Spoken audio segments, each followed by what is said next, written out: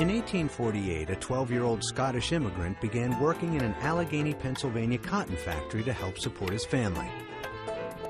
His name was Andrew Carnegie, and he could have ended up like countless other immigrant children if not for a local businessman who opened up his personal library to the working boys of the town. Each Saturday, Carnegie immersed himself in books. The generosity of this free library made a great impression on Carnegie that stayed with him all his life. By 1853, Andrew Carnegie was working for the Pennsylvania Railroad, using his savings to make smart investments in the businesses of the Industrial Revolution, railroads, bridge builders, and ironworks. He was one of the first to realize the superiority of steel and soon turned his full-time attention to steelmaking. His hunch paid off. Steel became the dominant industry of the day, making Carnegie incredibly wealthy. At the dawn of the 20th century, Andrew Carnegie was at the top of his game. The Carnegie Steel Corporation was one of the most successful companies in the world, based on his leadership and hard work.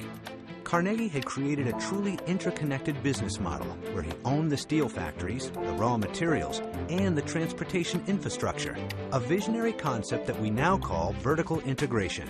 This allowed Carnegie to minimize waste and maximize profits, catapulting him into the upper echelons of American high society. But for Carnegie, his work had only just begun. He believed in what he called the gospel of wealth, that the rich were required to use their wealth to make the world a better place. And so in 1901, Carnegie sold everything to J.P. Morgan and became a great philanthropist, working as hard to give his money away as he had worked to earn it. He started a multitude of foundations dedicated to social welfare, education, and world peace, giving away an estimated $4.3 billion in today's money.